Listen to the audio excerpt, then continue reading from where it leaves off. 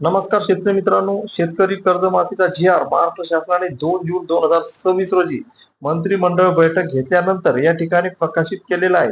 यामध्ये शेतकऱ्यांना कर्जमाफी ही किती रुपयापर्यंत मिळणार आहे, कोणत्या शेतकऱ्यांना किती रुपयापर्यंत कर्जमाफी मिळणार आहे, काय निकष या ठिकाणी लावण्यात आलेले, याची संपूर्ण माहिती या व्हिडिओमध्ये आपण घेणार आहोत. त्या अगोदर चॅनलवर पहिल्यांदा आला असेल तर चॅनलला लाईक आणि सबस्क्राईब करायला विसरू नका. चला तर काय महत्वपूर्ण जी.आर. आहे ते या ठिकाणी आपण सविस्तर बघूया.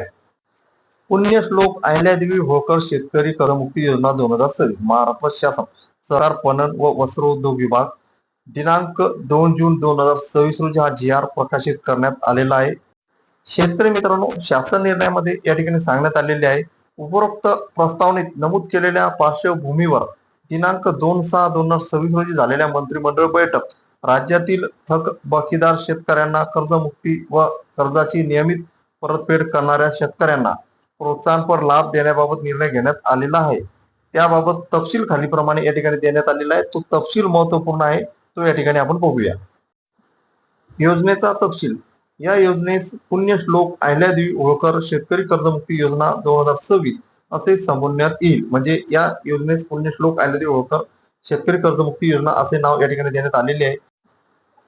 कर्जमुक्ती यामध्ये मुद्दा नंबर 1 मध्ये ज्या शेतकऱ्याकडील दिनांक 1/4/2019 ते दिनांक 31/3/2025 पर्यंत उचल केलेल्या अल्पमुदत पीक कर्जाची दिनांक 30/9/2025 अखेर थकीत असलेली व दिनांक 31/3/2026 अखेर परतफेड न झालेली एक किंवा अनेक बँकाकडील सर्व कर्ज खात्यावरील एकत्रित थकबाकीची मुद्दल व व्याजासह अधिकतम रक्कम ₹2,00,000 पर्यंत आहे, अशा शेतकऱ्यांची म्हणजे जमीन धारणेचे क्षेत्र विचारात न घेता, म्हणजे जमिनीचे क्षेत्र या ठिकाणी किती असो, त्यांच्या कर्ज खात्यात ₹2,00,000 पर्यंत कर्जमुक्तीचा लाभ देण्यात येईल.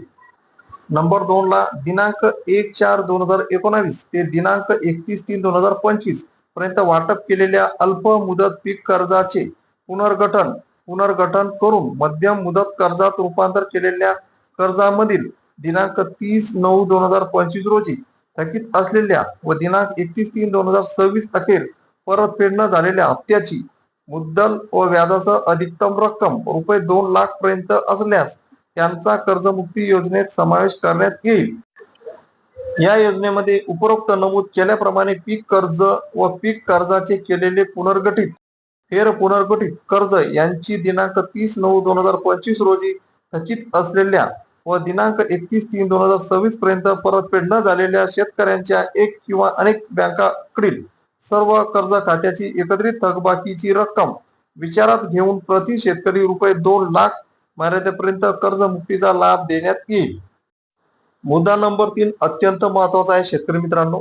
यामध्ये ज्या शेतकऱ्यांना यापूर्वी महात्मा ज्योतिराव फुले शेतकरी कर्जमुक्ती योजना 2019 या योजनेचा लाभ मिळालेला आहे, अशा शेतकऱ्यांनी दिनांक 1/4/2019 ते 31/3/2025 पर्यंत उचल केलेल्या अल्प मुदत पीक कर्ज व पीक कर्जाचे केलेले पुनर्गठन केलेल्या थकीत हप्त्याची दिनांक 30/9/2025 अखेर थकीत असलेली व दिनांक 31/3/2026 अखेर परतफेड न झालेली एक किंवा अनेक बँकांकडील सर्व कर्ज खात्यातील एकत्रित थकबाकीची मुद्दल व व्याजासह एकूण रक्कम ₹50,000 पर्यंत असल्यास त्यांना या योजनेअंतर्गत ₹50,000 अधिकतम मर्यादेपर्यंत कर्जमुक्तीचा लाभ देण्यात येईल.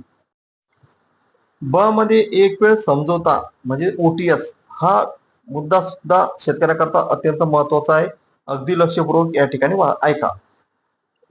यामध्ये सदर योजनेमध्ये दिनांक 1/4/2019 ते 31/3/2026 अखेर उचल केलेल्या अल्प मुदत पीक कर्ज खात्याची एक किंवा अनेक बँकांकडील सर्व कर्ज खात्याची मुद्दल व व्याजासह दिनांक 30/9/2025 रोजी थकीत असलेली व दिनांक 31/3/2026 पर्यंत परतफेड न झालेली एकत्रित थकबाकीची रक्कम ₹2,00,000 पेक्षा जास्त असेल, अशा शेतकऱ्याने प्रथम ₹2,00,000 जास्त असलेली थकीत रकमेची बँकेस संस्थेस परतफेड करणे आवश्यक असेल. अशी रक्कम परतफेड केल्यानंतरच पात्र शेतकऱ्याला एक वेळ समझोता अंतर्गत ₹2,00,000 रकमेचा लाभ देण्यात येईल. आणि या सिस्टीमला एक वेळ समझोता म्हणजेच ओटीएस असे या ठिकाणी म्हणतात. शेतकरी मित्रांनो, या ठिकाणी तुम्हाला जर तुमचे कर्ज 2 लाख रुपयाच्या वरती जर गेलेले असेल तर तुम्हाला ते कर्ज या ठिकाणी वरचे रुपये 2 लाखावरील कर्ज या ठिकाणी भरावे लागेल आणि त्यानंतरच या ठिकाणी तुम्हाला रुपये 2 लाखाची कर्जमाफी या ठिकाणी मिळेल. या सिस्टीमला ओटीएस असे म्हणतात, एक वेळ समझोता असे या म्हणतात. आता 2 नंबरमध्ये आपण या ठिकाणी बघूया. सदर योजनेमध्ये दिनांक 1/4/2019 ते 31/3/2026 अखेर उचल केलेल्या पीक कर्जाचे पुनर्गठन, फेरपुनर्गठन केलेल्या कर्ज खात्यापैकी एक किंवा अनेक बँकांकडील सर्व कर्ज खात्याच्या किंवा दिनांक 30/9/2025 पर्यंत थकीत असलेल्या व दिनांक 31/3/2026 पर्यंत परतफेड न झालेल्या थकीत हप्त्याची मुद्दल व व्याजासह रक्कम रुपये 2 लाखापेक्षा जास्त असल्यास अशा शेतकऱ्याने प्रथम रुपये 2 लाखापेक्षा जास्त असलेली थकीत रकमेची परतफेड करणे आवश्यक असेल. अशी रक्कम परतफेड केल्यानंतरच पात्र शेतकऱ्याला एकवेळ समझोता अंतर्गत ओटीएस रुपये 2 लाख रकमेचा लाभ देण्यात येईल. तसेच या योजनेमध्ये शेतकऱ्यांना त्यांच्या हिश्श्याची रुपये 2 लाखावरील रक्कम बँकांमध्ये जमा करण्यासाठी दिनांक 31/3/2027 पर्यंत मुदत देण्यात येईल. म्हणजे शेतकरी मित्रांनो, रुपये 2 लाखावरील जर तुमचं कर्ज जात असेल तर ते वरचं कर्ज तुम्हाला या ठिकाणी भरावे लागणार आहे आणि त्याची तारीख या ठिकाणी 31/3/2026 या ठिकाणी देण्यात आलेली आहे. या तारखेच्या आज जर तुम्ही ते रुपये 2 लाखावरील जर कर्ज या ठिकाणी भरलं तरच तुम्हाला या 2 लाख रुपये कर्जमाफीचा लाभ या शेतकऱ्यांना या ठिकाणी मिळणार आहे. जी आर अत्यंत महत्वाचा आहे. खूप बारकावे या ठिकाणी देण्यात आलेले आहे. ते आपल्याला या ठिकाणी अभ्यासच आहे आणि तुम्ही या निकषामध्ये कशा पद्धतीने बसता ते आपल्याला या ठिकाणी बघायचं आहे. आता यामध्ये दुसरा मुद्दा असा आहे, ज्या शेतकऱ्यांना यापूर्वी महात्मा ज्योतिराव फुले शेतकरी कर्जमुक्ती योजना 2019 चा लाभ मिळालेला आहे, अशा शेतकऱ्यांनी दिनांक 1/4/2019 ते दिनांक 31/3/2025 पर्यंत उचल केलेल्या अल्प मुदत पीक कर्जाचे केलेले पुनर्गठन तसेच फेर पुनर्गठन केलेल्या थकीत हप्त्याची दिनांक 30/9/2025 अखेर थकीत असलेली व दिनांक 31/3/2026 अखेर परतफेड न झालेली एक किंवा अनेक बँकांकडील सर्व कर्ज खात्यातील एकत्रित थकबाकीची मुद्दल व व्याजासह एकूण रक्कम रुपये 50,000 पेक्षा जास्त असल्यास अशा शेतकऱ्यांनी त्यांच्या थकीत रकमेपैकी रुपये 50,000वरील संपूर्ण थकबाकी बँकांमध्ये जमा केल्यानंतर त्यांना रुपये 50,000 प्रति शेतकरी कर्जमुक्तीचा एक वेळ समझोता योजनेचा लाभ देण्यात येईल. तसेच या योजनेमध्ये शेतकऱ्यांना त्यांच्या हिश्श्याची रुपये 50,000वरील रक्कम बँकांमध्ये जमा करण्यासाठी दिनांक 31/3/2027 पर्यंत मुदत देण्यात येईल. म्हणजे शेतकरी मित्रांनो, या ठिकाणी सुद्धा ज्या शेतकऱ्यांनी यापूर्वी 2019 मध्ये महात्मा ज्योतिबा फुले कर्जमुक्ती योजनेचा लाभ या ठिकाणी घेतलेला आहे आणि अल्प मुदतीचे कर्ज त्यांनी घेतलेले आहे, आता त्यांचं कर्ज जर 50,000 रुपयाच्या वरती जर गेलेलं असेल तर या ठिकाणी त्यांना वरील 50,000वरील कर्ज या ठिकाणी भरावे लागणार आहे. तरच त्यांना या ठिकाणी रुपये 50,000ची कर्जमाफी या ठिकाणी मिळणार आहे. आणि यामध्ये सुद्धा त्यांना 31/3/2027 ही शेवटची तारीख या ठिकाणी दिलेली आहे. या तारखेच्या आज जर त्यांनी ती वरची रक्कम भरली तरच त्यांना या ठिकाणी रुपये 50,000 कर्जमाफीचा लाभ या ठिकाणी मिळेल. आता यामध्ये तिसरा निकष, राष्ट्रीयकृत बँका, खाजगी बँका व ग्रामीण बँकांकडील शेतकऱ्यांना पीक कर्ज, पुनर्गठित अनुत्पादित कर्जांना कर्जमुक्ती एक वेळी समझोता योजनेचा म्हणजे ओटीएसचा लाभ देत असताना अनुत्पादित कर्जाच्या तारखेनुसार म्हणजे एनपीए डेटनुसार खतावणी शिल्लक निश्चित केलेल्या टक्केवारीप्रमाणे सूट देण्याची रक्कम निश्चित केली जाईल.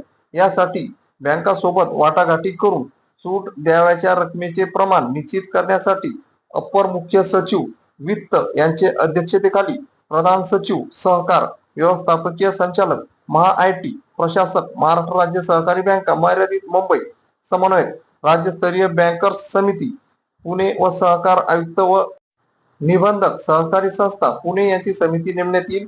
ही समिती अनुत्पादित कर्जाबाबत म्हणजे एनपीए अकाउंट बाबत सूट देण्यात येणारी रक्कम बँकाशी वाटाघाटी करून निश्चित करेल.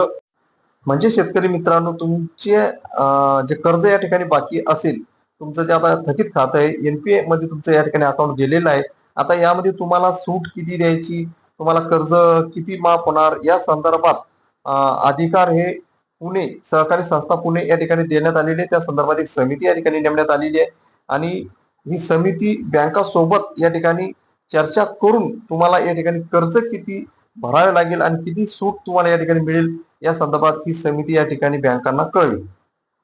आता शेतकरी मित्रांनो, प्रोत्साहनपर लाभ.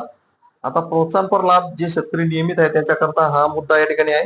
याच्यामध्ये वित्तीय शिस्तीला प्रोत्साहन देण्यासाठी आणि नियमित परतफेड करणाऱ्या शेतकऱ्यांना प्रोत्साहनपर लाभ देण्यासाठी सन 2022-23, सन 2023-24, सन 2024-25 या 3 आर्थिक वर्षापैकी कोणत्याही 2 आर्थिक वर्षात पीक कर्जाची उचल करून आर्थिक वर्ष संपल्यानंतर 30 जून 2000 पूर्वी किंवा बँकेच्या प्रचलित नियमानुसार विहित वेळेत यापैकी नंतरची असेल त्या दिनांकापूर्वी कर्जाची परतफेड केलेल्या शेतकऱ्यांना प्रोत्साहनपर लाभ देण्याचा हेतूने प्रति शेतकरी रुपये 50,000 इतक्या अधिकतम रकमेपर्यंत लाभ देण्यात येईल. तथापि अशा पात्र शेतकऱ्यांनी सन 2025-26 व सन 2026-27 या आर्थिक वर्षात अल्प मुदत पीक कर्ज घेतले असल्यास अशा कर्जाची देखील विहित मुदतीत परतफेड करणे अनिवार्य असेल. म्हणजेच शेतकरी मित्रांनो, 2022-23, 23-24 व 24-25 या 3 वर्षातील 2 आर्थिक वर्षाची कर्जाची उचल करून ती नियमित भरलेली असावी. तसेच चालू 2025-26 व 26-27 या आर्थिक वर्षात जर तुम्ही अल्प मुदत कर्ज घेतलेलं असेल तर ते तुम्हाला या ठिकाणी मुदतीपर्यंत या ठिकाणी भरावे लागेल, तरच तुम्हाला हे प्रोत्साहनपर रुपये 50,000 या ठिकाणी प्रति शेतकरी या ठिकाणी मिळेल. हा लाभ या ठिकाणी तुम्हाला मिळेल.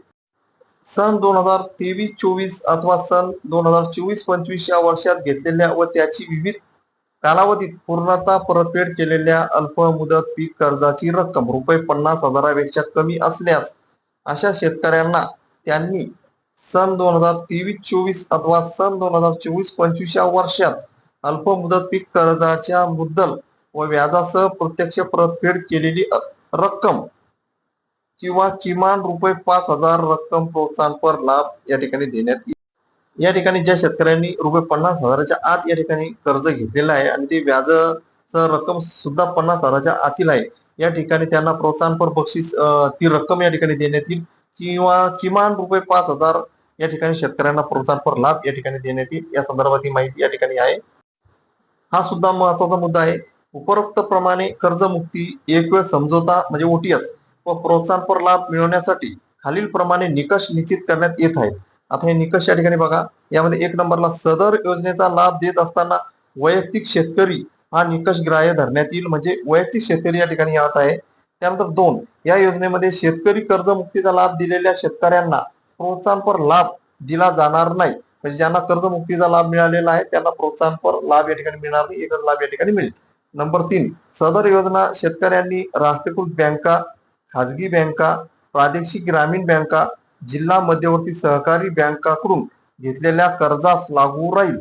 तसेच प्राथमिक कृषी पतपुरवठा सहकारी संस्थांनी त्यांच्या स्वतःच्या निधीतून वितरित केलेल्या कर्जांना देखील सदर योजना लागू राहील. म्हणजे याच बँकेकडून कर्ज घेणाऱ्या शेतकऱ्यांना या कर्जमाफीचा लाभ आणि या ठिकाणी मिळणार आहे. त्या संदर्भातला हा सर्वात महत्वाचा मुद्दा या ठिकाणी आहे. म्हणजे आता काही शेतकऱ्यांनी या ठिकाणी प्रायव्हेट ज्या पतसंस्था असतात त्यांच्याकडून जर कर्ज घेतलेलं असेल तर त्यांना या योजनेचा लाभ या ठिकाणी मिळणार नाही, त्यांना ही कर्जमाफी या ठिकाणी मिळणार नाही. मुद्दा नंबर 4, योजनेच्या निकषानुसार पात्र शेतकऱ्यांचे आधार प्रमाणीकरण करणे तसेच ॲग्रीस्टॅक आधार सामग्री मंचावर शेतकऱ्यांची नोंदणी अनिवार्य असेल. म्हणजे या ठिकाणी शेतकऱ्याचे आधार प्रमाणीकरण या ठिकाणी करण्यात येईल आणि तसेच त्यांचे ॲग्रीस्टॅकवर फार्मर आयडी नंबर हा असणे जरुरी आहे. आता योजनेचा लाभ मिळण्यासाठी खालील व्यक्ती पात्र असणार नाहीत. हा सुद्धा महत्वाचा मुद्दा आहे की काही शेतकऱ्यांना असं वाटत असेल की आपल्याला सुद्धा आता या ठिकाणी कर्जमाफी मिळालेली आहे, परंतु कर्जमाफी कोणाला मिळाली आणि कोणाला नाही मिळाली याच्यामध्ये सर्व या ठिकाणी सांगण्यात आलेलं आहे. ते आपण या ठिकाणी बघूया. 1 नंबरमध्ये महाराष्ट्र राज्यातील विद्यमान भूतपूर्व मंत्री, राज्यमंत्री, विद्यमान भूतपूर्व लोकसभा राज्यसभा सदस्य, विद्यमान भूतपूर्व विधानसभा विधान परिषद सदस्य, जिल्हा परिषद पंचायत समिती सदस्य आणि नागरी स्थानिक संस्थेचे सदस्य, महानगरपालिका, नगरपालिका, नगरपंचायतचे नगरसेवक यांना या ठिकाणी या योजनेचा कर्जमाफीचा लाभ या ठिकाणी मिळणार नाही. या नंबर 2 मध्ये केंद्र व राज्य शासनाचे सर्व अधिकारी कर्मचारी एकत्रित मासिक वेतन रुपये 25,000 पेक्षा जास्त असणाऱ्या व्यक्ती म्हणजे यामध्ये हे जे केंद्र व राज्य शासनाचे अधिकारी कर्मचारी आहेत आणि यांचं वेतन हे 25,000 रुपयाच्या वरती आहे, यांना या कर्जमाफीचा लाभ या ठिकाणी मिळणार नाही. मुद्दा नंबर 3, राज्य सार्वजनिक क्षेत्रातील उपक्रम, उदाहरणार्थ महावितरण कंपनी, महाराष्ट्र औद्योगिक विकास महामंडळ, एसटी महामंडळ इत्यादी व अनुदानित संस्था यांचे अधिकारी व कर्मचारी एकत्रित मासिक वेतन रुपये 25,000 पेक्षा जास्त असणारे व्यक्ती. म्हणजे आता राज्य सार्वजनिक क्षेत्रामधील जे महावितरण आहे, एसटी महामंडळ आहे, महाराष्ट्र औद्योगिक विकास महामंडळ आहे, यामध्ये जे कर्मचारी कार्यरत आहे आणि त्यांना रुपये 25,000पेक्षा जास्त वेतन या ठिकाणी मिळते, अशा कर्मचाऱ्यांना या ठिकाणी या कर्जमाफीचा लाभ मिळणार नाही. मुद्दा नंबर 4, शेतीबाह्य उत्पन्नाच्या स्रोतातून आयकर भरणाऱ्या व्यक्ती, म्हणजे शेती आहे आणि इतर काही व्यवसाय असेल आणि त्या व्यवसायातून जर ते या ठिकाणी आयकर भरत असेल, टॅक्स जर या ठिकाणी भरत असेल, तर या व्यक्तींना सुद्धा या ठिकाणी या कर्जमाफीचा लाभ या ठिकाणी मिळणार नाही. मुद्दा नंबर 5, निवृत्ती वेतनधारक व्यक्ती, त्यांचे मासिक निवृत्ती वेतन रुपये 25,000पेक्षा जास्त आहे, म्हणजे माजी सैनिक वगळून, म्हणजे माजी सैनिक या ठिकाणी वगळून या ठिकाणी निवृत्ती वेतन 25,000 रुपयाच्या वरती या ठिकाणी मिळत असेल, तर या निवृत्ती वेतनधारकांना सुद्धा या ठिकाणी कर्जमाफीचा लाभ या ठिकाणी मिळणार नाही. मुद्दा नंबर 6, कृषी उत्पन्न बाजार समित्या, सहकारी साखर कारखाने, सहकारी सूतगिरण्या, नागरी सहकारी बँका, जिल्हा मध्यवर्ती सहकारी बँका, महाराष्ट्र राज्य सहकारी बँका लिमिटेड, सहकारी दूध संघ या संस्थांचे पदाधिकारी, अध्यक्ष, उपाध्यक्ष व संचालक मंडळ, अधिकारी व कर्मचारी ज्यांचे एकत्रित वेतन रुपये 25,000पेक्षा जास्त असणाऱ्या व्यक्ती, तथापि सहकारी साखर कारखान्याचे हंगामी कामगार योजनेसाठी अपात्र असणार नाहीत. अशा प्रकारे शेतकरी मित्रांनो, हा पाहिला आपण महत्वपूर्ण कर्जमाफीचा जी.आर. याच्यामध्ये अनेक निकष या ठिकाणी लावण्यात आलेले आहे, अनेक अटी व शर्ती या ठिकाणी लावण्यात आलेले आहे. जुने जे कर्ज या ठिकाणी माफ झालेले आहेत त्याच्या सुद्धा निकष या ठिकाणी लावण्यात आलेले आहे. हे संपूर्ण माहिती आपण या व्हिडिओमध्ये घेतलेली आहे. असेच नवनवीन महत्वपूर्ण माहिती करता या व्हिडिओला लाईक आणि चॅनलला सबस्क्राईब करायला विसरू नका आणि आपल्या संबंधित मित्रमंडळींना हा व्हिडिओ जास्तीत जास्त शेअर करा. जय जवान जय किसान.